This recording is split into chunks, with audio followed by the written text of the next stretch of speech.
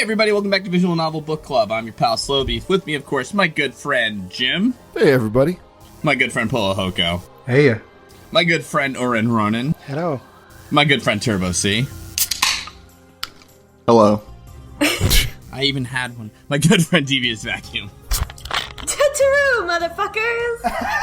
Oh my god. It's just as refreshing as the last podcast. I want to send a message to myself in the past warning me that you were going to say that. This is my one joke. Now this is an educational podcast from now on. Sorry, folks. Look, I want everyone to listen to all of the cans that are going to be opened and have been opened and tell me whether or not they are Dr. People. I'll give you a hint, this one wasn't. After this season is over, somebody please make a supercut of all the times we opened cans and bottles on this podcast. That sounds like fun. 15 minutes of VNBC opening bottles. That sounds like a good activity. The most refreshing podcast out there. Sounds better than most of our usual episodes. Why don't you just take 12 cans opening, or however many episodes we're gonna have, and just do that? No, we can't cheat. Who's we? I'm not doing this shit. That would be cheating. Alright, so, listen, look, come on. Chapter 3, right? Yeah, so last time we ended on sort of a bit of a cliffhanger. They figured out that the Jellyman reports were failed time travel experiments on human beings, and it started with the first article that they opened, which was a news article from 1921 that proved that CERN had sent a man back in time, and it didn't work. And we begin chapter 3. Continuing to read about the Jellymen, the jellified people. Yeah. And this is a really long scene that is basically just us going through background information on CERN. I like this scene because there was something that I didn't pick up on last time where we were talking about, okay, if you are doing something that creates a paradox and basically undoes itself, and you're looking at newspapers trying to figure out, okay, what is actually happening here? I didn't pick up that the Jellymen all have like a CERN tattoo. Yeah. Like they have CERN on their bodies, and that kind of makes sense, where it's like, okay, even though we didn't actually send this guy into the future because he doesn't exist anymore, it's the CERN tattoos, so they can just look at every paper and say, oh wait, that's a CERN tattoo. It looks like we failed the experiment. So that's the proof. Yeah, but like, how did no one ever notice this when CERN became this, like, even in this, like, timeline that we're in, it's supposed to be a subject of, like, conspiracy theories and stuff? Well, one of them was modern, but the newspaper article said that CERN denied involvement with. Yeah, like, they've specifically been asked about it. It's so weird that nobody's been like, put it there, look throughout history. I mean, I'm sure maybe it did, even, right? Like, I don't think the game might get into it, but there's nothing excluding the fact that there's some YouTube or whatever video out there in this game that's like, hey, you know what? Like, everybody, like, so like I said, my wife got into conspiracy theory YouTube, and I don't mean like Alex Jones stuff. I mean, like, there's just these people in their kitchens who tell you stories about, like, the Jersey Devil and stuff. Welcome back, everybody. It's Jelly Boy 634, and exactly. Yeah, that's what I like. They're basically failing their experiment, and they accidentally created a cryptid. Yeah, but, like, that's exactly it. So maybe there's some video out there that's like, so basically the Jellymen have appeared throughout time, and they have, like, CERN tattoos. But could CERN be involved, or is it just a coincidence? They appeared before CERN's, like, foundation, so who knows, you know? Yeah. But nobody takes it seriously. I would love to have a conspiracy theorist that is just like, but it could be a coincidence. I could just be fucking it up. I would love to have that in any conspiracy theory video I've ever seen. Oh, wait. Yeah, like I'm the conspiracy guy, but I don't commit to anything I say. I might be wrong. Who knows? Like, let's be real here. I am posing some pretty wild theories. Just no conviction in anything they say. But, you know, we all got our opinions. Who can say? But the only thing I'm saying is if I saw a modern video where somebody's like, oh, look at this past conspiracy, and then he's like, look at all these tattoos and all these newspaper photographs, I'd be like, whoa, okay, that's actually legit. Yeah. There's like there's 14 people throughout history with certain tattoos. That's a lot. Here's the thing. To be fair, in like half of these newspapers, they're either stuck in a wall or like washed up on the beach, and in some cases you can't even see the tattoo. But I like that it's these newspaper clippings across all spans of time, across the country. You know, some of them wind up in the ocean, some of them are just at like the bottom of the cliffs, or like stuck in a wall, or like halfway through things, and they kind of explain it like, okay, if something's being sent back in time, like you can either go through space. Oh, how did they explain it? Basically, the Earth still moves.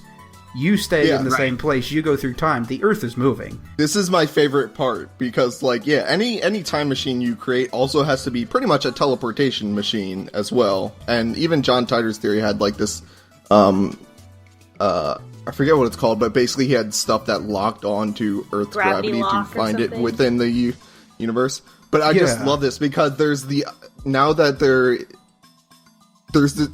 are billions of, probably not billions, but there are a bunch of Jellymen just floating out in space, waiting for a satellite of us to find it. Yeah, like the Jellyman reports are the ones that are lucky enough to be somewhere on Earth. Like the rest of them are just out in space or wherever. I just can't wait for the NASA report to be like, Curiosity found a dude. But based on how they describe it, it's like in 20,000 years in the future they'll find him, right? Like, it's so impossibly far away. Let me bake your noodle, though. Okay, Whoa. Whoa. This is a cooking show. Nobody remembers the Matrix, jeez. It's just the red pill thing, and after that, nobody remembers these references. Sorry, I've blocked out all parts of my brain that contain the keyword red pill. Well, the movie's good besides that. It's a shame, really. But anyway, It really holds up. No, the Oracle said... I haven't seen it, honestly, in a while. The Oracle says, now here's one that is really going to bake your noodle when she's talking about a cause and effect thing. Oh my god. But, okay. Under normal timeline, like, you would notice 14 different Jellymen with CERN tattoos and be like, hold on, something's going on here. The one thing is, if you're noticing them would interfere with CERN having them back, the universe or something's gonna fix that so they don't. So it's the question that people haven't made the connection in this timeline, except for CERN themselves, because they're specifically looking... Or is it just like a miss by the game because they probably would have found it? Well, this sort of gets into something that we cover pretty much at the end of this chapter of attractor fields, which is, I think, something unique to Steins Gate in how they do time travel, in which that, like, changes that are only minute basically converge back into a single timeline at some point. And then they'll split back again, but they will also still converge, and then these are these attractor fields. So if you just send a Jellyman back, maybe that's not enough to change everything enough that it still converges and CERN still sends someone back. Yeah, there could be a YouTube channel out there in this timeline that's like CERN conspiracy. But, CERN might have themselves made that channel because they're like, oh, we need to spread disinformation that's actually information. Oh, we need to discredit ourselves. Yeah. So, like, just make the thumbnail big and stupid and have the guy be really obnoxious. Right. Just like with Flat Earth. It's like, no, hold on, it's like giant, it's giant font. Yeah, it's like a giant font, CERN conspiracy, with some guy being like, oh... Yeah. Get that really loud Swedish janitor who doesn't do anything to make these videos. We'll give him something to do. I like how we've turned this janitor into a character. I hope he comes back. So the game presents us with a lot of backstory, like scientific explanation at this point. I don't know how far we want to get into it. They talk about Care black holes, they talk about ionocrafts, they talk about all that stuff. Do you want to hit... how about this? What if we hit the plot points and then we loop back for anything we want to talk, get in depth with that? Well, the thing about the ionocraft is that they see reference to a lifter and they don't know what they have that's equivalent to a lifter. Oh, yeah. At this point, they're still hacking CERN. Yeah, so quick, without getting into what the details are, they have what's called a Kerr black hole that they need that to time travel. And then a lifter, which they notice that CERN has, and that's called an ionocraft, which is used to inject electrons into the black hole to basically make you able to go through it without being destroyed. So, one thing too, an ionocraft is a real thing, which you can like Google and stuff, like that people have made on YouTube and things like that. But we can get into that later. Which they do. They go on YouTube and see some Russian guy in there. Oh yeah, that's right. I've seen those videos before too. I did not expect that to be in this game. I was like, wait, this is a real life thing I've watched a video about on YouTube. Well, they theorize that the microwave is a smaller version of the LHC, but they don't know what acts as the lifter for the microwave. Right. And they don't know. They haven't taken it apart. Does it matter? Like, I guess they explained Care black holes and just this idea that, like, the central, like, I guess abstraction is that there's this ring that is formed in the time machine process, and like that ring is important in sort of like how you abstractly think about what's going on because things have to pass through it. So, I'm gonna describe it as I see it, because I see things simply, so maybe that would be the best way to get it. It's like Sonic with these rings. Don't explain it with magical girls, though. Yeah, it's like Sonic, yeah, exactly. Do you use a JRPG to explain it? We'll go over that, but basically, you need a Large Hadron Collider to make a black hole. You can't go through time with just a black hole, because once you go through the black hole, you can't escape. Nothing escapes a black hole. If you have a black hole with two cores, the cores can spin around each other, getting faster and faster, making a ring, and at that point, the event horizon, which is the point where, like, light and nothing can escape a black hole, actually becomes visible, and you can see inside it and go through it. And that's what we're trying to get to. Correct, but reverse that. The event horizon becomes invisible. You can see inside it. Oh yeah, it becomes invisible, and you can see inside it. Otherwise, you can't, because not even light can escape a black hole. Right, so you can see the singularity, the naked singularity. Mm-hmm. So more or less, yeah. Like the Care black hole is sort of like an exception to the black hole rule that you can't escape. It's like a deluxe black hole. Yeah. You also need what is it? An ionocraft. Let's fuck it. Let's just get into it. Yeah. You need an ionocraft to get there and make it. And yeah, they're figuring. Yeah, exactly. But it is a real thing as well as most of the physics things are. Care black holes are real. Well, theoretically. Yeah, it's a real thing. You can look it up outside of this game. A Care black hole is my uncle, and he works at Nintendo. In theoretical physics, they're real. Please, to everyone listening to the podcast, please don't make black holes in your house. It's dangerous. Mm-hmm. Well, I mean, they only live for a few femtoseconds in the black hole. Yeah, so I guess you can make black holes if you want to. If you really have to. All right. So Okabe, that character here, I think after having all this discussion, he has a dream. Am I skipping over anything? They have a roundtable conference. Oh, right? yeah. They have a team meeting. And, yeah, which he calls a roundtable conference, but it's a square table. And then he tells them after, like, our roundtable conference has like, adjourned. And I think Daru's like, this was a roundtable conference? You didn't tell us that. Also calls it the 66th one, even though it's never happened before. Right, yeah. He's also very clearly leading the round table, which goes against the purpose. So, and they have a name now for sending text to the past, or their invention. There's a whole bit. It's one thing before the round table, another, like, just a note of, like, what's happening in the outside world. Rintaro watches the news, and they interview someone from NASA who says that the satellite, like, they're saying, like, the satellite crashed into the Radicon building, and he's like, that's not a satellite, that's not what satellites look like. Like, on the news. So it's, like, something starting to happen in the outside world as well, probably. Also, before the round table, is that when they figure out what was wrong with the D-mails, or is it after? It's, well, right before they do everything. I guess at the round table they come up with the D-mails. But they test it for a while, too. Mails that go to the past, emails, yeah.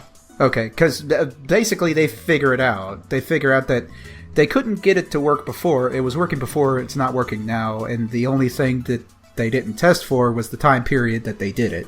So it seems that the time travel machine only works between the period of like noon and 6 p.m., I think. Yeah. And importantly here is that Rintaro notices it, and he does this a few times in this reading, that like you finally get a sense of like, oh, he's not just crazy, he actually does have some ideas that work. They're not like great like revelationary ideas, but he does have like a sense of this. And this was a weird one to me, because like if Kurisu was like, oh, that's a good idea, I didn't even think about that in terms of the time, but if he's proposing, like, no, we need to send the mail between 12 p.m. and 6 p.m. Like, if I were her, I'd be like, that sounds fake and probably not real. So what I do kind of like, though, is before this, you start getting a weird sense that, I guess, Ocarina, I guess. Is that the name we're settling on for him? Like, we keep saying Rintaro because it's on the screen whenever he says something. I call Rintaro. Yeah. All right, Rintaro. Friends call him Hilloween. He's almost like a weird producer in a way, in the sense that like he's not doing work. You know, like he's just sort of like bossing people around, but he doesn't really seem to know what he's talking about. It's really like running a research lab in real life. But here, he's contributing. Like in this chapter, I feel like he does have good conversations with Kurisu, and like it's working a little better. Yeah. I'll be honest, too, part of me wants to like him, but like, Yeah. You know, so, but I do like him better this chapter than previous ones, because I feel like at least now he's helping, as opposed to before, where he was just acting like a weirdo. And he's clearly not an idiot. I mean, he's the only one that can Right. really keep up with Kurisu about the science talk. Yeah, that's the big thing, too. He understands what she's saying, whereas everybody else is kind of like, sure. Yeah. Exactly.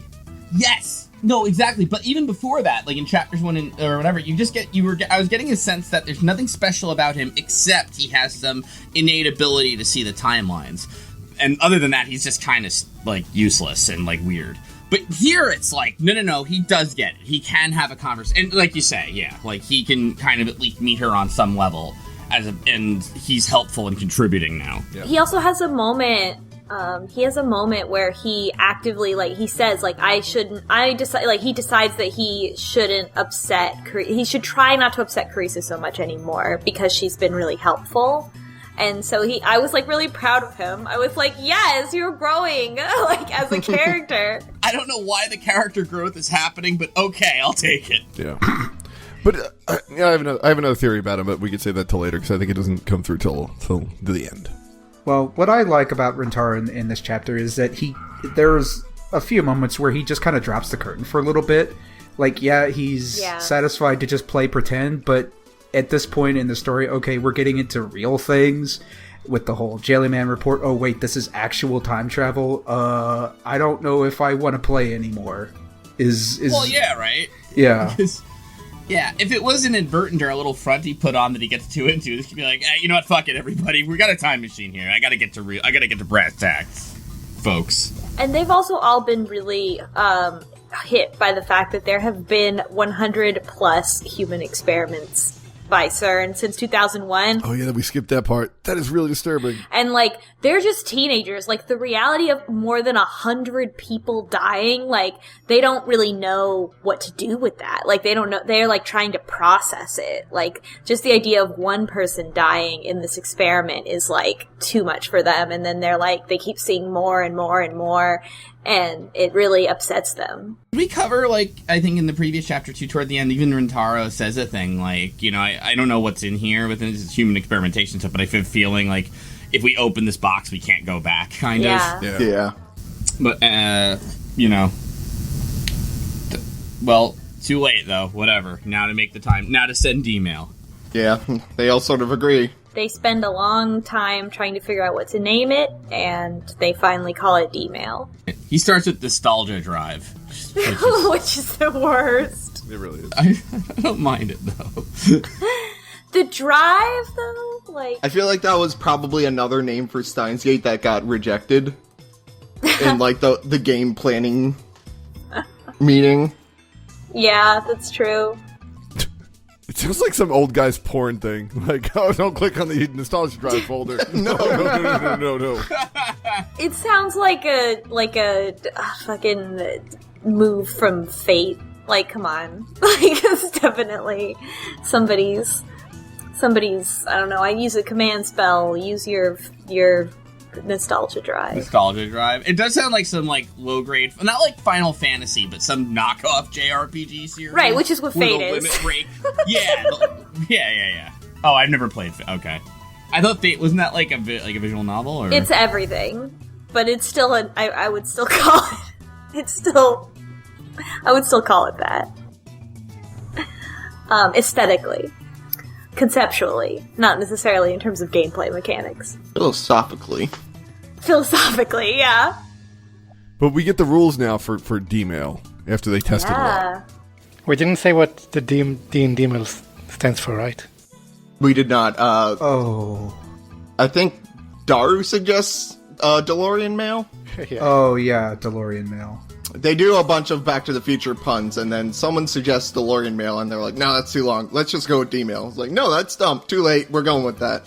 This feels kind of, honestly to me, and I guess, Oren, you can tell me if I'm right here, that they had a little trouble that maybe in Japanese it's called D-mail. Oh, no, but... it's exactly the same. Oh. Okay. It's a Back to the Future joke. It seemed like so obtuse, like okay, like a 6 Degrees of Kevin Bacon thing. Like it's Back to the Future, hence DeLorean, hence D-Man. You know what I mean? If anything, just before that, Mayuri suggests Back to the Past, was it? Back to the mail. Back to the mail. Back to the mail, yeah. and in Japanese, it's more like that she doesn't really understand the English that she's saying, and they have to correct her. And yeah. But I think it does work in English, and not DeLorean mail does not work at all. But D-mail, at least it's one before email. Yeah. I mean, DeLorean mail also works for what they're saying. It's just not a great name. No, it's... Well, they also suggest things like the mail that leapt through time. I like Nostalgia Drive. D-mail's great. Have any of you seen The Girl Who Leapt Through Time, the movie? I have. It was very good. It's a great movie. Very good time travel movie. Oh, all right. I want to see that. We're just gonna watch we're gonna consume all time travel media during this season. If only there is some way to record that suggestion. Anyway, That's true. At the end of the season, we should do a one-off where we just do like a riff tracks for a time travel movie. It's just us going, I'm confused for 2 hours. This doesn't even have current black holes. What the hell? I read about black body radiation, so I get it. Wink. Oh boy. That's not how black holes work. There's still a lot of unanswered questions at this point about the D-mail and why it does things. So they figured out how it works, but they don't really know why it works. It takes them a longer amount of time to figure out why the message is split into parts. Yeah, is that when they start experimenting? Yeah, They do a lot They of experimenting. have this big whiteboard that is like, here's all the phenomenon that we've observed so far, and they start trying to figure out why it's happening. Did any of you actually look to the phone's backlog and see all the mails they tried to send? I did. Oh, I did not know. The time jump, but you can see all the mails they sent, like with A, B, C, D, F, G, and see how many characters they could send and things like that. Oh wow. It's just like test messages to see what they can do. Yeah, you can see it, but one of them is 1 week ago and then 2 weeks ago, when they figure out that you have to set a timer to send to different time periods. So you'd think that okay, so this is the interesting part too, because you'd think these experiments would have affected the past in a way, but they're sending them too far back, I guess, at this point, right? And they're just sending test messages. But here's the thing: if this were to take place a few days later, and you were sending these tests back to when you were experimenting with the time machine, they would have meaning, right? Oh yeah, but they send them a week back. That's before everything started. Exactly. Yeah. So now they don't have meaning because it's just I guess Rintaro or whoever is getting these messages is just dismissing them as junk. And he doesn't check his phone, so... Yeah. Yeah, they haven't actually changed the paths. There's a very significant thing that happens when you do that, as we saw. You basically see a cutscene when that happens. So yeah, they're sending junk, so it probably gets interpreted as junk.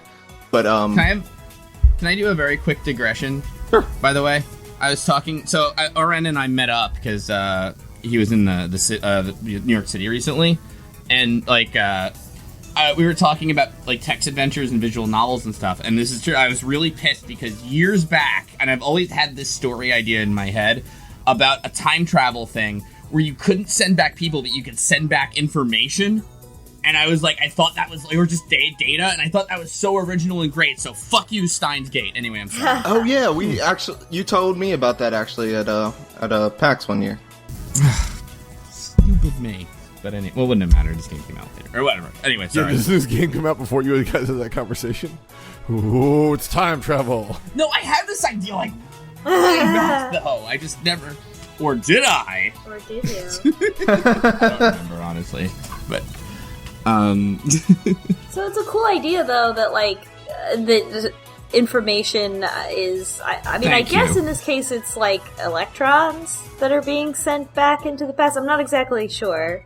If you were like, what is the physical thing of a text message that is being sent backwards? Well, they figure out they can only send, like, 36 bytes back. So this is the weird part of it, right? Because, like, if you think about it, what's going on here, I guess, is that the phone wave...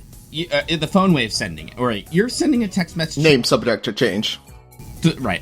You're sending a text to the phone wave, which means that your phone's connecting to a cell phone tower, which is shooting radio waves that are received by the phone wave, then forwarded back in time, and I guess they're going to the recipient. So at some point, those radio waves, maybe? I'm not 100% sure about the technology here. So they have the receiving phone currently plugged into the microphone, or microwave. Well, they change it halfway through this chapter. They do. Yeah. So Right, but I guess what I'm saying is, like, the waves go into the past to a cell phone tower in the past, which then just feels like, I just got these, so I'll just forward them along, right? Mm-hmm. Is that what's happening? Yeah, I guess so. It must be. At some point in the transmission, like, it goes back, whether it's after a cell phone tower or before, but... And the only other thing I would say, if I'm Daru, by the way, my conclusion in this is you're all ridiculous. Like, what's really happening is the mail headers are being corrupted somehow, and it just looks like it's coming from a week ago. And being you know, but they all accept this as we are sending stuff back in time, and they send...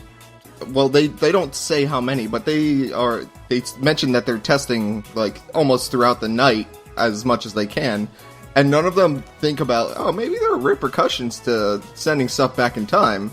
Yeah, no, I agree with you. And it's just like, I guess, too, I mean, one thing also is, like, I don't know about 2009, but I know, like, 2005-ish, like, email was super easy to, like, just change things into. Like, mail servers don't check a thing. Yeah. You know, like, you could just say, like, I'm Jim at visualnovelbookclub.com, and, like, that's an email server, like, yeah, you are. And they would send it to the person's, like, saying, like, this is from that. Like, you could totally lie about anything, and mail servers would just believe you. There's still, like, websites where you can just look up email hacks that are like, oh, yeah, they used to work all the time. Yeah, it was like one of those things they invented like before they thought about like the applications of the internet. So it's like, fuck it, here's how you do mail. You know what I mean? Like, I'll just do it and see what happens, and you live with it now. Yeah, you can still do that if you have access to the mail server for a thing. Yeah, it has not changed, unfortunately. Yeah. So my point being here is that it is still a little suspect, but like. Yeah, I don't know if their experiments are just outright failing, or maybe they're going to, like, I don't know, too far in the past where there's no cell phone tower to receive them, or just random places like the Jellyman, or even some other people are getting these texts like Ocarina of Fervor, and like... God, I hope so. Yeah, we don't know, we still don't know why the failure's happening. Well, I mean, it probably wouldn't change the timeline very much if, you know, a week ago I got a text that was just like A, B, C, D, G. It's all going to like abandoned Hotmail accounts and no one ever reads it.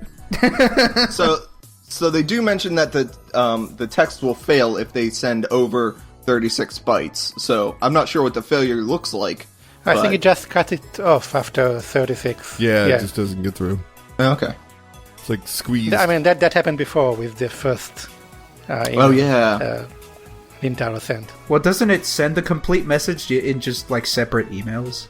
If you send 36 bytes, but if you send more than 36 bytes, and in English Oh. words. A character is a byte, so A, B, C, D, E, F, G is 1, 2, 3, 4, 5, 6, 7. 12 at a time, up to 36, okay. The very first email Rintaro sent to Daru in the introduction, that was what happened to it. Yeah. He only got the first 36 letters, and then it's cut off. So it just chops off the remainder, yeah.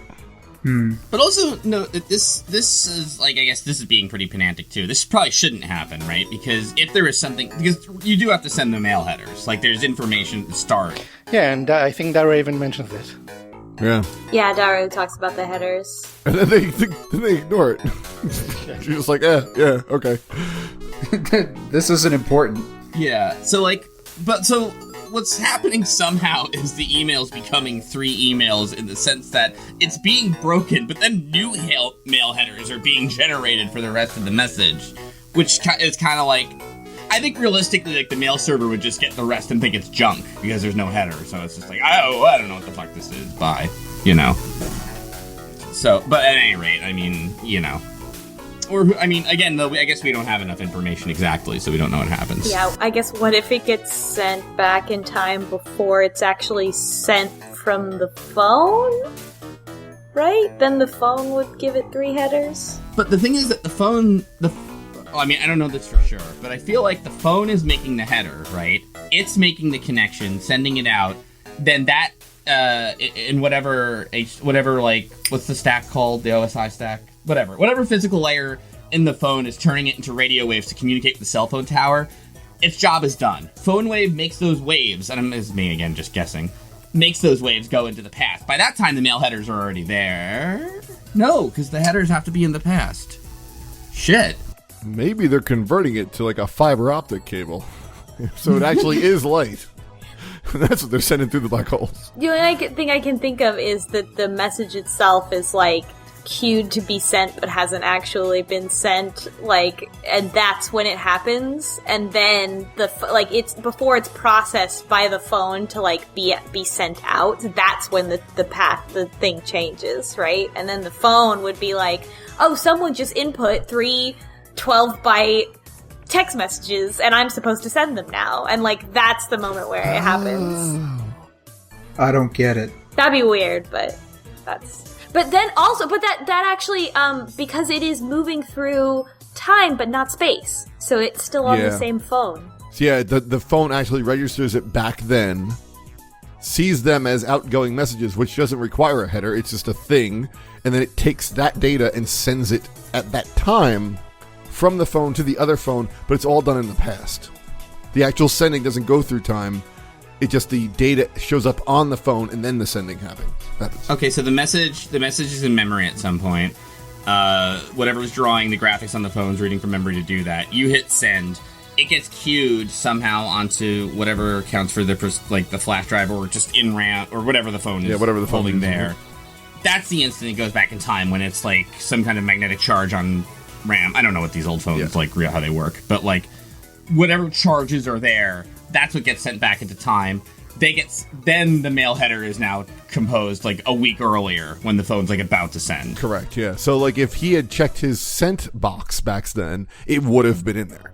Or whoever had sent it. The problem then is that the microwave the phone wave's not doing anything then, right? Because like then your phone is like going, the data on your personal phone is going back in time technically before it gets out.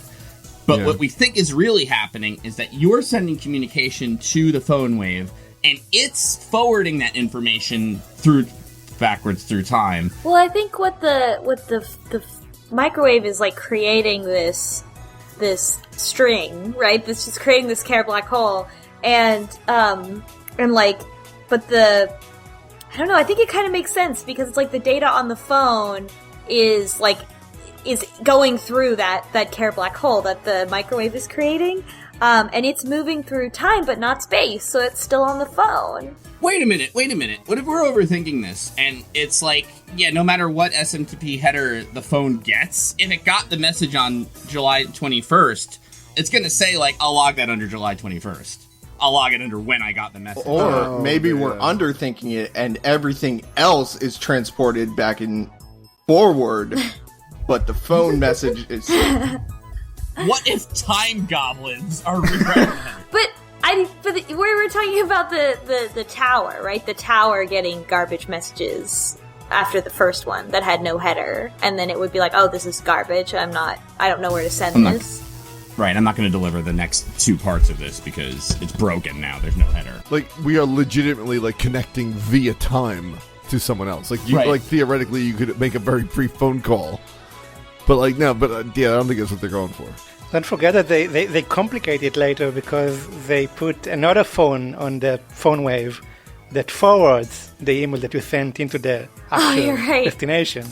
Yeah, I don't think they actually thought through the phone stuff as much as they have thought through the physics and everything. Like, again, though, like, it could just be as, like, again, yeah, I mean, obviously, they probably didn't think it all the way through, or they did as much as they needed to, but, like, it really could be as simple as whoever wrote this phone software is like, I received an email, I'm gonna put it in the phone's log.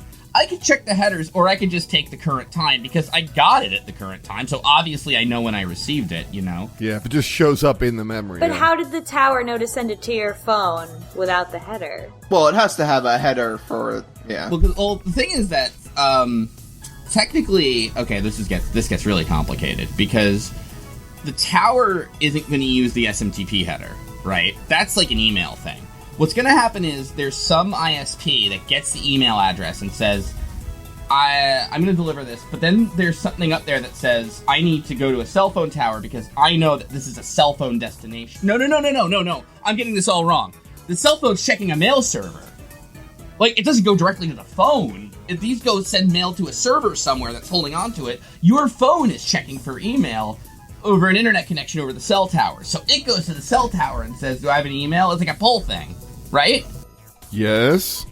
This will be a great interview question, by the way. Yes! God. No, yeah, because it's not a text message. It's not SMS. It's checking a mail server. Yeah. But then how does the mail server... Because again, if it's split into 3 pieces, just like split, then the header is in the first piece. And there's like... Also, keep in mind that the where is the data going? Because if it's just going to the mail server, that's a whole different thing. If it's going to the phone, the phone's going to try to check up. It's going to have a check to the mail server, and the mail server's going to be like, oh yeah, you never got this. What are you talking about? Ha! SMTP headers. They don't have timestamps. It's just from email, from domain, from name. Are we going to go into the protocol documentation for SMTP? We already have. We will be here all night. We will be here all night. During this fucking podcast. Can we get back to black holes? I wasn't so confused then. Yeah, we need to stop this.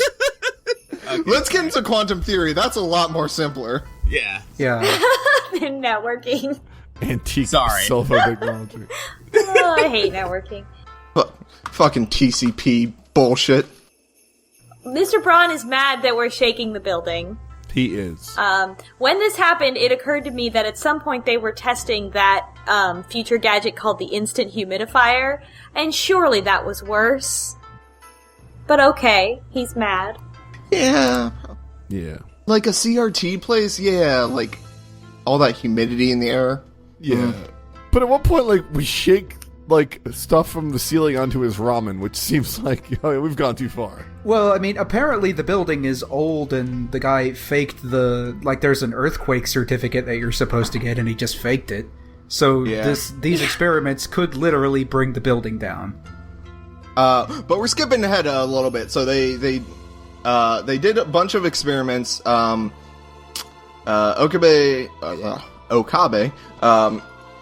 goes to... Okabe is great. He's right. Was that? You said it right the first time. Okay. I don't know how to pronounce shit. Yeah, it's Okabe. I actually worked with an Okabe for a while. Okabe. He goes to sleep and dreams about being in space and falling into a black hole. And a lot of what Kurisu has talked to us about is repeated back to Okabe's hearing it, and we also see it on screen, of course. And it's her saying it, right? Yeah, Kurisu's the voice. Yep, same voice.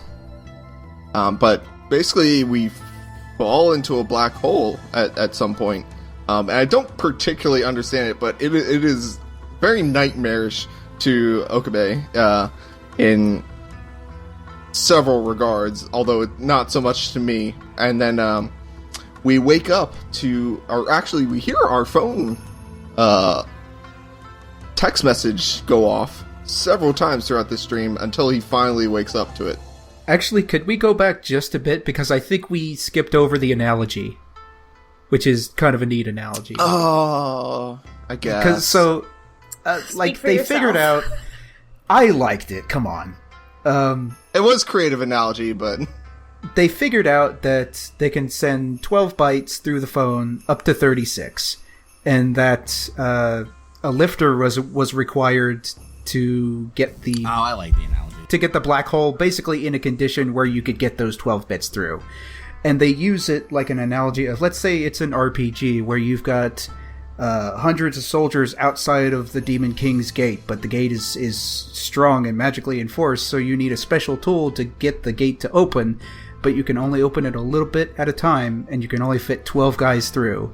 So you can fit 12 guys through up to 36, and then everybody past that is captured by the Demon Lord's minions and they become slimes.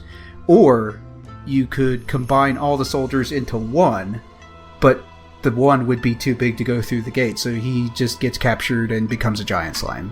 Which is kind of like an analogy for what's happening with the gel bananas. Like, apparently a banana is bigger than 36 bits. Yeah. And they said that the sodium chloride, the table salt, because it's so small and they're all each individual grains, that they, you could theoretically, or I guess practically, put a grain of salt into the equivalent of 36 bytes and transfer it across. So that's why those salt molecules, which I'm not sure if we talked about that, but they transported salt and nothing happened to it. Yeah. It's also like that's when the math gets a little questionable. So we're just gonna take that one on faith. Is a grain of salt 36 bytes? What does that even mean? A bite is definitely smaller than a grain of salt. Yeah. I don't know, you could eat a grain of salt in one bite. Oh my god. Jesus. That was no, you're right, Paloga. That was the only good response to that whole line of thinking. Bite me. So I think it's cool or interesting that Chris is the one speaking to us while we're having this nightmare, because it definitely made me think, like, what if we go, like, full anime and he's just remembering all of this as he is traveling, like, he eventually travels through time, and this is what he experiences as he approaches the event horizon. He's experiencing the infinity of time, and just, yeah. And that's where this game takes place, and this is, like, our first hint, and Kurisu's there with him, and, not traveling through time, but, like, she was next to him when he went into the machine or something like that, and, like, she's talking to him, or something, something, like, weird and, like, obscure, like, something like, oh, it's actually been a memory the whole time, as he actually has been traveling through time, and and it's bad and sinister. And Suzuha was suspicious of Kurisu. Why? Oh, sinister. And Celeb 17 is the name of the time god. Oh my god. Celeb 17 is the best nickname that Ocarina has thought of so far. I don't get it, but, yeah. Like, all of his other nicknames have had reason behind them. I don't get Celeb 17. Well, because she's rich. It's because she's like a famous person. Oh yeah, she was a celebrity at 17. It's because she lives in a hotel. That's the reasoning.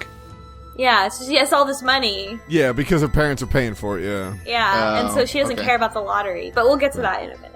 But also, like, that's basically what Diva said is what my theory was, too. Like, oh, is he just, like, stuck? Is the reality that he is stuck, like, or wherever he is, like, within this black hole is the reality, and what he's perceiving is not the actual reality? And also could be, like, is his weird responses to things just, like, the way his brain kind of justifies him jumping through time? Is the organization the ones that threw him into the black hole? I love how he's still holding on to the concept of the organization, even though we now have a name for it, and it's CERN. And it is an organization. Just call it CERN. Just like that. There you go. You got your criminal like mastermind thing. You already know which one it is. They already killed 100 people. That's CERN. Go ahead. Yeah, I like that though because it shows that he is actually still processing this and like having trouble accepting it. Like he has this whole fantasy world and now it's like, oh, this could be real. Like my fantasy world could really be happening and like he can't quite process it. Yeah, he's not into it. He's not into it at all. He changes a lot of his story to fit with now what is actually happening. Yeah, regardless of what's happening, he is definitely like whatever we're seeing is his coping mechanism. It may not be for a real good reason, but that's what we're seeing. No, hold up. What if he has a coping mechanism because someone had to go back in time and he has to know about an organization of some sort? Yeah. It's the 12 Monkeys again. So we left off at the phone calls or the texts that he's receiving. So we wake up and Moeka is at our door. She's finally here. Moeka, this is ridiculous. Rintaro starts his ridiculous cavalcade of just admitting that they made a time machine to multiple people. After telling people that they need to be quiet about it because the organization will come kill them. He just lets her in, lets her take pictures of the IBN 5100, and, assumes that if he says, you can look at it, but you can't borrow it till we're done with it, that, she'll respect that and, not try anything, not try to get help or steal it. You can read the emails that she was sending you while you were sleeping, and it's straight up stalker shit. Oh, I'm here at your house, I'm coming up the stairs, you don't appear to be home, but your lights are on, so I'm just gonna stay here. Where are you if you're not home? It's just, if you look at him, it's just, you call the police, please. Yeah, she's been creepy, this whole time. Maybe not necessarily in a threatening way, but just in a, ew, why would you even give this person the time of day kind of way? Mm-hmm. And he even tells her that the computer was at the shrine, that that's where he got it from, so she can now go there. Everything is really, I guess she could try to convince, Luca's dad to, let her borrow it instead. I mean, that wouldn't work, but she doesn't know that. I mean, I don't think Rintaro cares if she gets it after he's done with it. He just want to get it now. Yeah. If there's anybody that's a time traveler, I think it's her, because her line of questioning saying, well, who's the original owner? Where is the original owner's house? I think that's her trying to be okay, I'll just go there back in time to before he got it. Yeah. Also, she goes, what? She asked him, are you FB? What is she talking about? Did I miss that reference? No, he doesn't follow up on it. We don't know. What the hell? FB. At first I thought she was are you FBI? And I'm like, yeah. What? Are you Facebook? Yeah, I thought, when I first read it, I thought it cut off. Yeah. Like a D-mail. So I was like... Are you FB? Next email, I. Or is that how they asked for weed back then? Are you Are FB? you FB? I can't even think of what it would stand for. I don't know. I tried this while I was reading it. Especially because the question RUFB could also be the letters RUFB, but I don't know what that stands for either. Rough buh. I was thinking it's maybe... Rough buh. Maybe someone we haven't met yet, we're gonna meet another time traveler, not John Titor, but, Frank Beans. It could be the name of the resistance. Are you a fuckboy? Wait, no. I got it. Are you Future Blink? Yeah, there you go. Future something. Future battlers. Are your kids talking about time travel? Here are some texts to look out for if you're a parent. Nice. So, basically, Rintaro just, admits that Daru comes in, he starts talking about the time machine, sending emails to the past, Moeka's just there, taking pictures of the computer, and she hears it, and she's like, what? Time travel? Or she never actually says this out loud, she texts it to us. Oh yeah, do you want to talk about how she speaks via texts? Because I think it gets really annoying. Oh god, from a gameplay mechanic, this is so bad. It is just annoying as hell. Yeah, they intentionally made this super annoying because you have to pull up your phone and open up all of your texts, and you have a text message jingle that goes off and every time. So you can choose to ignore her talking. It got to a certain point where I just ignored it. Yeah, they could have done that though in like maybe like 5 or 6, and it goes on so long. Like they just keep doing it Because she doesn't talk any other way. I mean, she does, like, a sentence here and there, but most of the time, if she wants to say something, she just sends an email. Yeah. She moves around, like, she'll bow to people and things like that, and do actions that would communicate a little bit, but as for speaking, it's almost entirely through the phone. We thought from the last time, too, it might be because she's from the future, But she's the most unbearable character so far, because she's constantly interfering with your, like, user interface by sending you text messages, and you have to click, and that's really frustrating. And also, but that would be okay if she ever gave us any information, but she never does. She only wants information, but she doesn't offer anything, and, like, it doesn't make any sense. And she always signs her fucking texts. I know it's from you. Yeah. Don't need to... But somehow, Rintaro makes her the 5th lab member, and I hate it. But after she becomes the 5th lab member, and as she starts interacting with the group more, I really thought she was from the future, but, like, now I'm not so sure, because she's just kind of, like, I don't know what she is, but, like, I'm way less suspicious of her now. She says the most obvious thing all the time. It's like, it's basically emails from Captain Obvious. Like, oh really? Yeah, no shit. Yeah. Like, she sent you a text message like, I agree. I love it because there's a point where they have another roundtable with everyone there, and she's just making almost sort of colored commentary over what everything is being said, and you don't have to look at her text. But there's, like, they talk about the butterfly effect, and she just texts you and says, I've never heard of the butterfly effect. Everyone's so smart. She's let's playing the game. That's what I wrote in my notes. Now she's let's playing this game. And like a real bad let's play too, because he's just like, oh, he's so funny. I don't understand what's going on. Dark Side Moeka. You know what? You know what just hit me? Speaking of email, it's a little interesting that we haven't gotten any emails from August 9th. Like, what's happening a week from now that we're no longer sending us ourselves email? Ooh. In fact, at this point, we can't ever get an email from. If we're not getting them now, there's no reason to imagine we'd get them from. Well, maybe we don't know yet, I guess, but I don't know. But like Turbo said, Dark Side of Moeka, maybe she's maybe we're all too busy whacking it in the future. Fair, yes. Oh my god. Another thing that annoys me about Moeka is her shirt.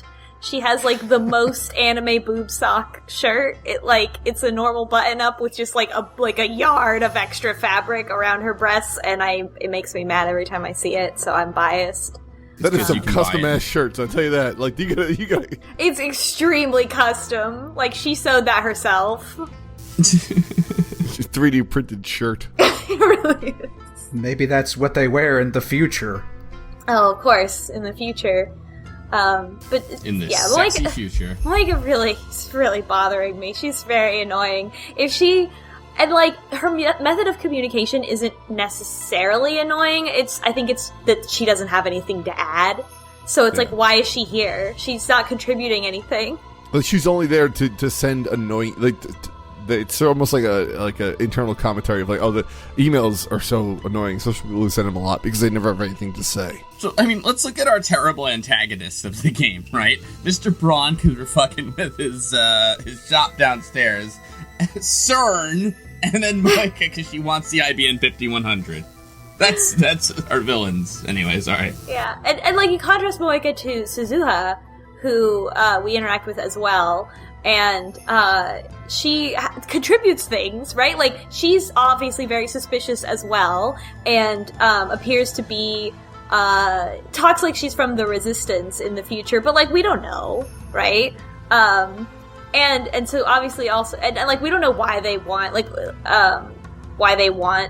this, why they're even here, or like why they want something here, and we'll get into that I think later. We talk to John Titor again. She could be suspicious too, but she actually like has something to say and like gives us hints and stuff. And why is she suspicious of Kurisu? You know, all this stuff. And so We head out, and then of course, so after telling Moeka about everything, Rintaro then also heads outside and talks to Suzuha, who is outside with Mr. Braun's daughter.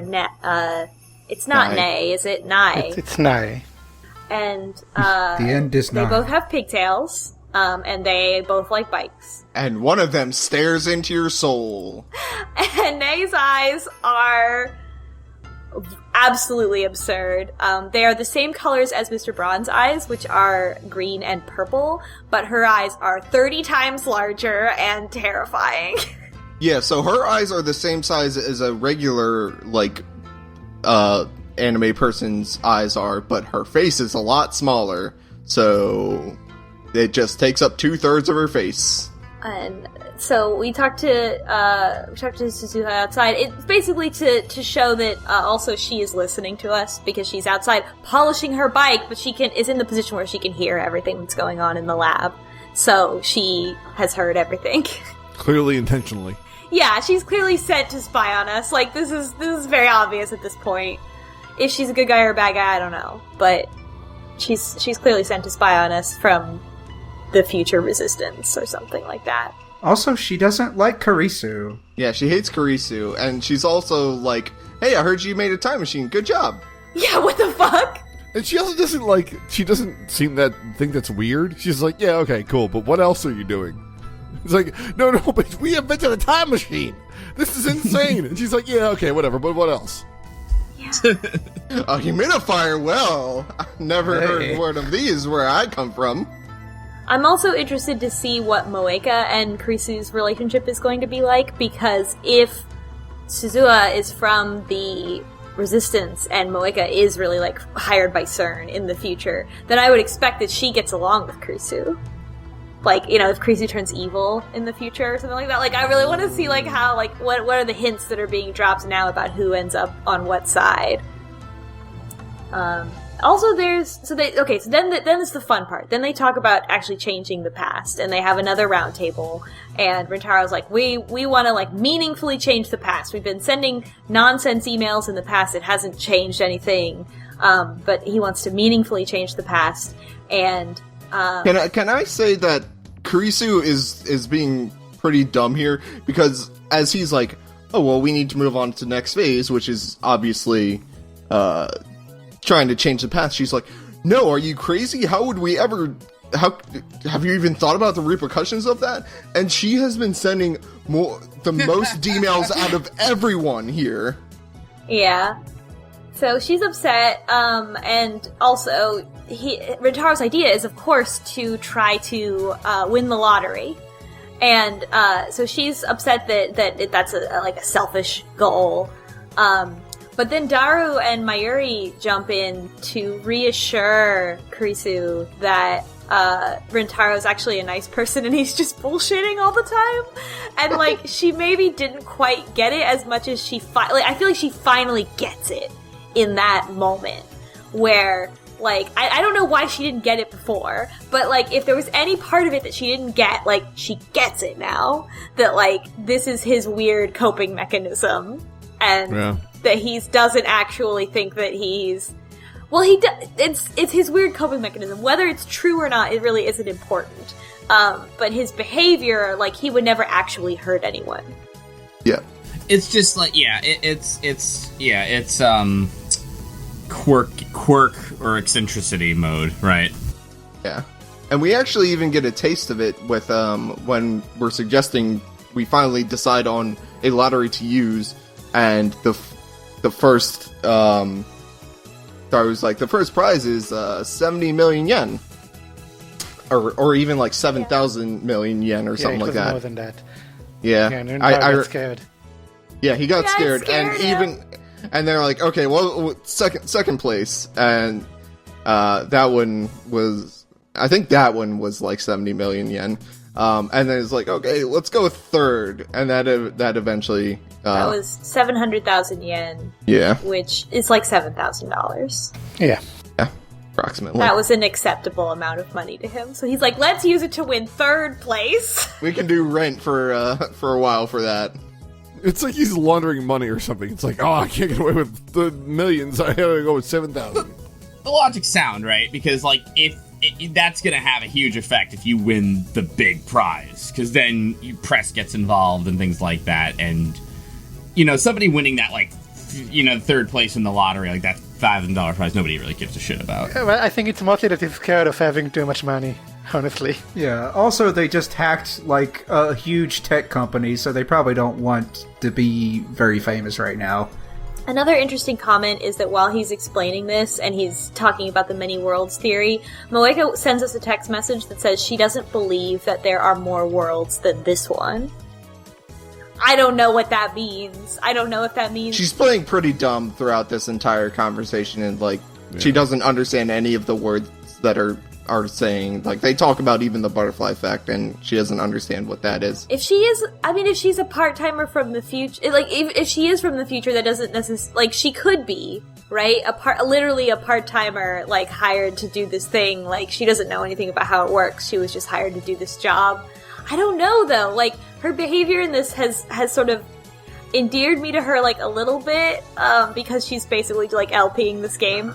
And also she just seems like she seems like she's genuinely incapable instead of, faking it.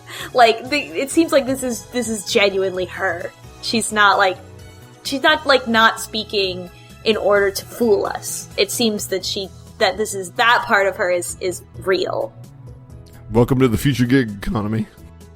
In the future, we don't need to speak anymore. I got this job. I wasn't qualified for it. Oh well. It also kind of scared me because, like, what if she's from the future and she's, like, you know, like, raised in CERN or whatever, and she never actually needs to speak, right? Because, like, everything is, like, instructions or text, and she, like, just doesn't have a lot of experience speaking because she doesn't need to in whatever dystopia she's from. Yeah. What else is going on here? Because then, yeah, so the plan is... He sends the mail. But he sends it through Moeka's phone, right? No. He sends it to his phone, from his phone. No, he gives his phone to Moeka she crafts the message. No, did he? I think he just sent it himself. They didn't use Moeka's phone at all. Yeah, he didn't use Moeka's phone. Moeka writes the message on his phone. Oh yeah, he asked her to write a message because she's good with emails, so and they need to cut it down to 36 characters. Convince me to do this in 36 bytes. Yeah. Which is like your parents saying, like, you're good with computers, fix our router. Yeah. No, that's your parents saying, like, hey, you're good with computers. Can you lock the front door? Like, anyone can fucking do this. Like, what? But anyway, sorry. Obviously, she hasn't been good at convincing him to do anything yet, also, because it took so long to get the computer, but... They wanted a message... Yeah, they wanted a message that would convince Rintaro 1 week ago that he should bet on these numbers. Yep. And he sends the mail and gets an overwhelming feeling of vertigo. There's an effect on the screen. In my notes I just wrote, he send the mail, you done fucked up, Ocarine. Well, we get the probability, we get the number. The divergence change, the percentage, but it's a much lower change, because last time it went from, I don't have the numbers in front of me, but like 1.3 something, let's say, to 0.6. This time, though, it was, like, very less significant digits. Like, you know what I mean? Like, of a 7-digit behind the decimal number, like, the last 3 changed or something. It was, like, 0.02 was, like, the most significant digit, and that didn't change. So... Yeah, but he feels the world line change, and everyone's memories are affected, so nobody else in the room remembers what just happened. And they're like, they were still in the part where they were thinking of how they were going to try to test this. And he comes in and starts talking about the lottery. They're like, oh, that's a good idea, the lottery. But, like, none of this happens. I feel like it takes him a little while to catch on when he's already gone through this before. Like, what did you think? But he's upset that nobody remembers. Yeah, and the email disappears from his sent history, too. Yeah. So it's not in his send history, but it's in his receive history. and nobody remembers. He's like confused, as if like we haven't been through this a lot of times. You know, like what do you think? Like it worked. What do you think? But it's scary, of course. And he's the only one who can feel this change, detect this change in world lines. And we're like, well, did it work? And did I enter the lottery? Did I win $7,000? And Luca arrives. Luca knocks on our door in her casual outfit. Very cute outfit. So cute. I was like, oh, the best character is here. Yeah, Luca is definitely my favorite. She's so cute. I love her. I like how Mayuri's like, hey, do you want to try on my costumes? And Luke is like, I got this. I'm good. I think I'm pretty good with my look. I'm here for something different than that. So Luca's here to apologize because Ocarine sent her... Apparently, we learned through this conversation that she sent Rintaro... Rintaro sent her those numbers. So he didn't do it himself. He was like, this is crap. I'll send it to Luca.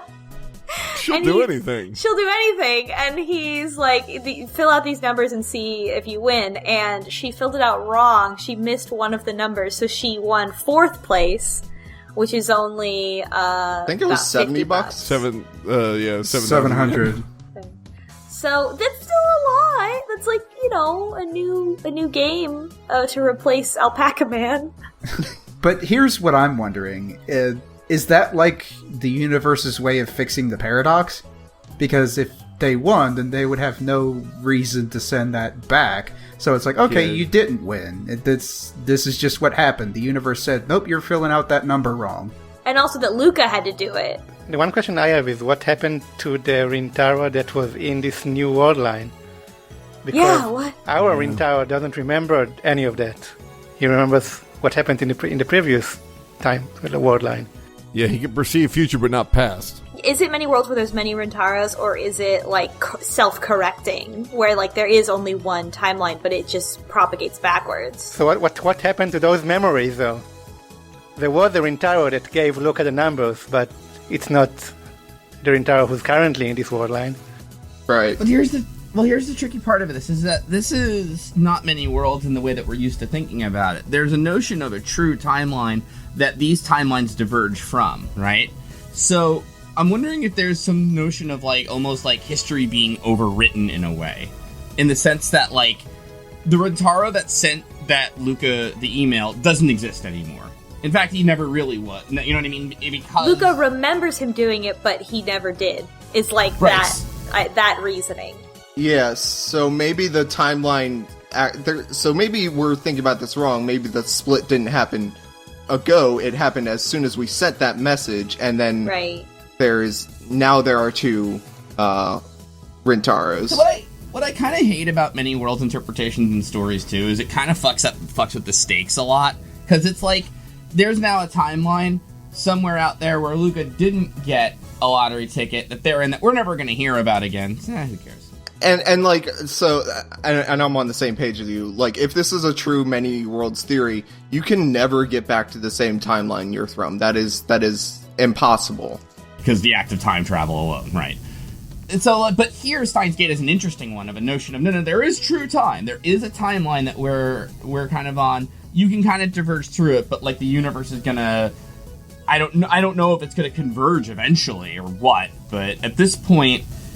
Yeah, I don't know. So, I don't know. Rintaro's unique insofar... I don't know if there is I guess I don't know. I don't know right now if there is another Luca out there who never got a lottery ticket number, and now we're in a timeline with the one who did, or if Luca is now just this is the new Luca, and this is how she always was. There never was anymore a Luca that never got the lottery number. This is Luca. So... This is, again, where we get back into the attractor field. So Steins Gate sort of... fixes or has a different many worlds theory, and where it gets back to where the certain timelines can converge back to a single point to... I think we're going to learn about it in later chapters. I mean, I know a little bit of Metal Brother Red ahead. Yeah. But I think we should probably get into the details when we get to it in the story. Yeah. It's also hinted at the end of this chapter, too. Titor tries to talk about it a little bit, but yeah, maybe. Not in true detail. Yeah. So Rintaro gets flustered by Luca having, won the money and won 4th place, and he's like, oh, what's going on? And so he rushes out and leaves everybody and just needs some air, because he's the only one who remembers doing this, and he doesn't quite say it, but I think he feels like he's in a room full of strangers now, and so he rushes outside, and Suzuha's there, still polishing her bike, and listening to us, and, she's like, oh, you look brainwashed, and we're like, and Rintaro's like, I feel brainwashed, and she actually checks. So, like, the facade is gone. She's like, looks at his eye, and she's like, oh, when you're brainwashed, they usually put a chip inside your lower eyelid, and you don't have one, so you haven't been brainwashed. And we're like, what? And Suzuha's like, what?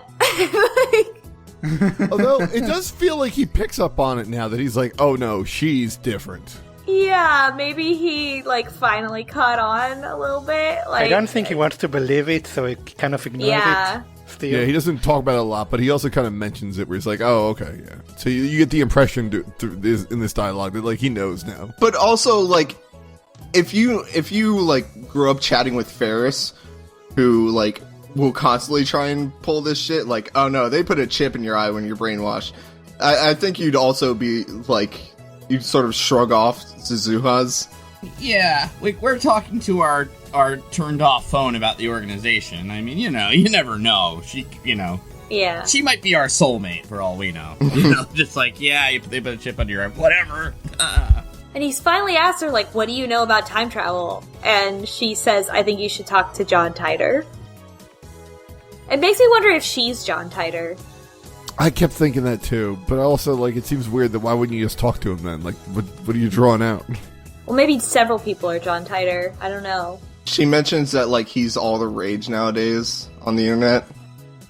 Mm-hmm. Which I don't think is probably the right term for it, but... Yeah. And, so he does. Rintaro comes back, he tries to explain stuff to her, and she says, ask John Titor.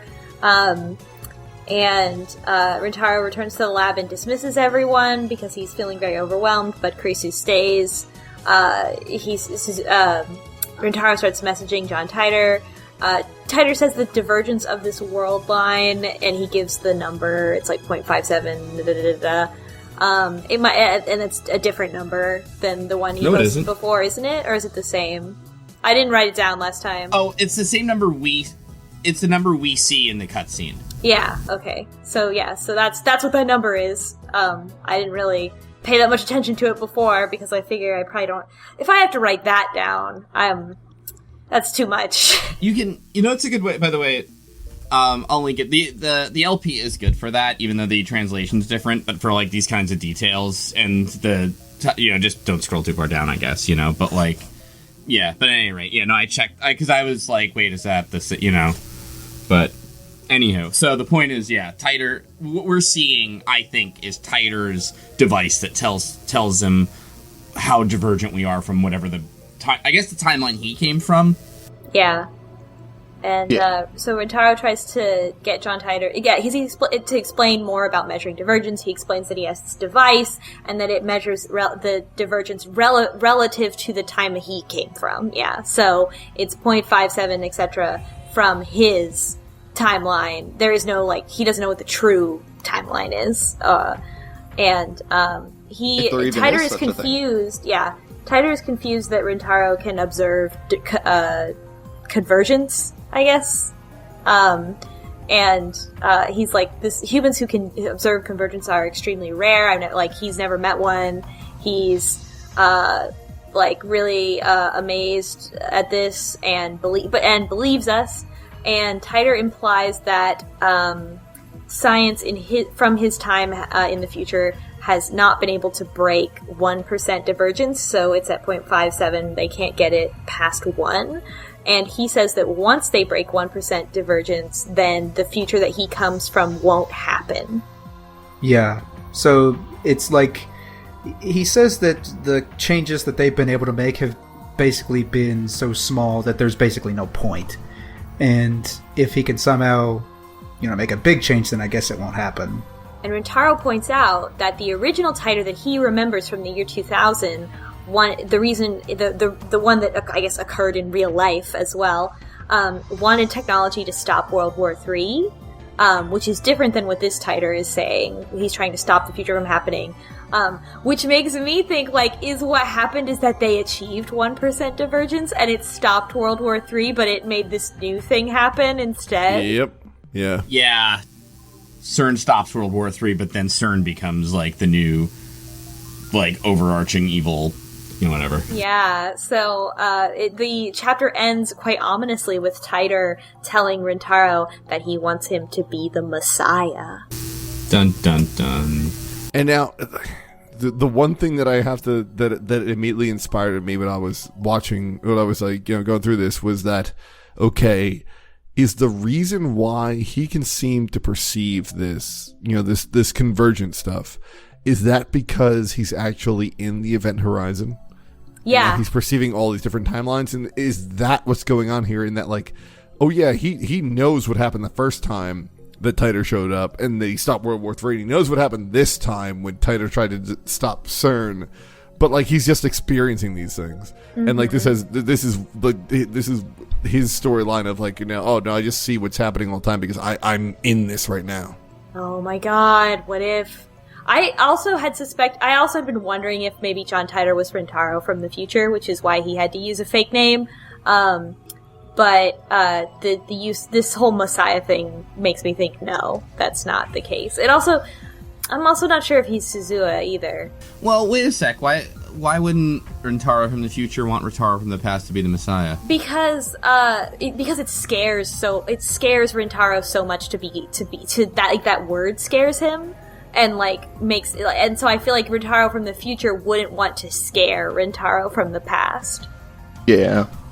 Unless he felt like there was no other choice to get his past self to do the right thing that he needs him to do. But I feel like, if you were trying to convince your past self to do something, you wouldn't immediately probably think, like, oh, I need to scare myself. Like, you would probably be like, okay, I know what I'm motivated by. Do you? Do you think you know yourself from 10 years ago well enough? I'd know how to talk to me that I wouldn't freak myself out. It wouldn't be my first, strategy. I hear. No, I guess I'm just sort of thinking that more broadly or philosophically, because it's like, I wonder though if you do forget, where you'd say like, or it's like something like you'd say like, I want you to be the new Messiah, and then later on, or seeing that play out, you'd be like, oh right, I wouldn't have liked that. I would have preferred it phrased this way, or something. I don't know. Unless you know yourself well enough to try to provoke yourself into doing something. Like if you say something that you expect you to freak out. I feel like I would play more into my personal mythology, right? Like Rintaro has this whole mythology built up around himself that he uses to cope, and I feel like I would want to reference that more directly versus bringing this outside world in.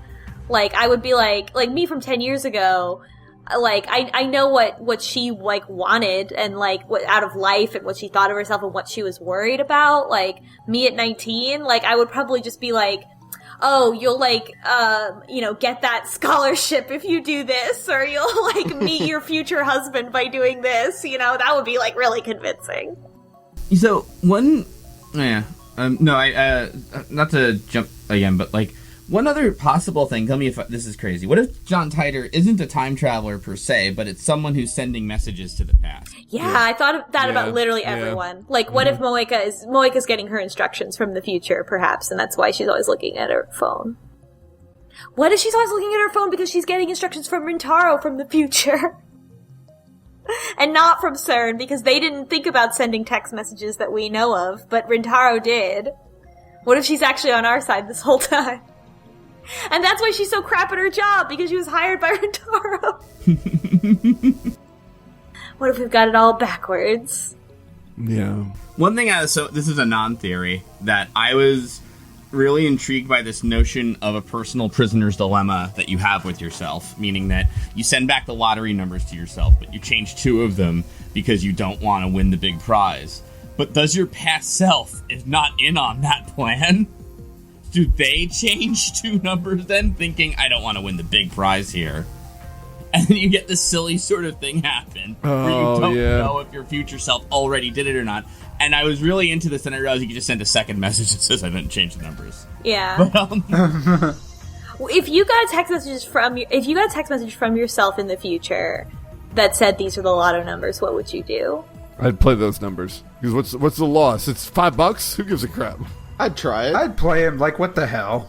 Why not? $5. Wait, how far in the future? Like a week? Yeah, a week. Yeah, just like absolutely. this. Absolutely.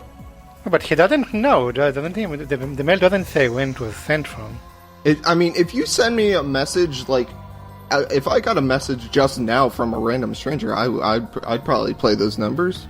Yeah, why not? It's like, how are they going to benefit from me paying those numbers? Like, you're not going to know when I do it, or like how I do it. So no. Yeah. So one thing, by the way, to jump back quickly too, because I was looking up SMTP like client side stuff here. Also, the mail server is our intermediary here, but the thing is that they're probably going to tag the SMTP servers. Like the client will, but they might not trust the client, because that is something like you shouldn't do until you have to. Is trust a client header. Like when you receive like.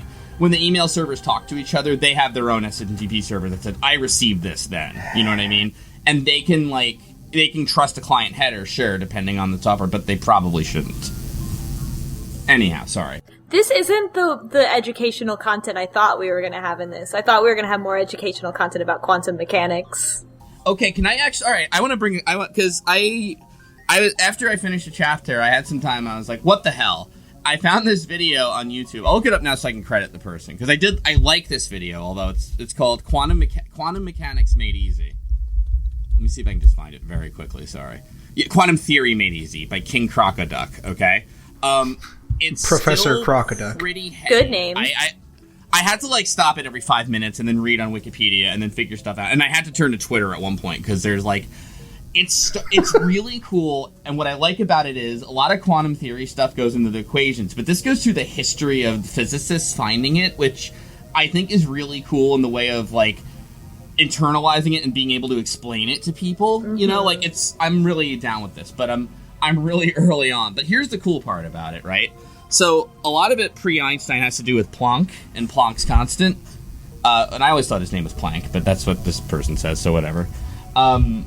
So the kind of, like, revelation that Planck had was, and he didn't know it at the time, that you could... Alright, so he was looking up this thing called black body radiation, which is a notion that a device that could perfectly absorb all kinds of radiation, like from across different frequencies and spectrums. So ultraviolet light, different kinds of light, etc. And not reflect it out. And also, like, a perfect black body would also emit radiation at any frequency. Now... Here's the funny thing. You can make an almost perfect black body with a container with a hole in it. As stupid as that sounds, because it's just very unlikely the waves entering the hole will be able to get back out. But an ideal black body is just like a container with like an infinitesimally small exterior, where waves can get into it but not back out, right?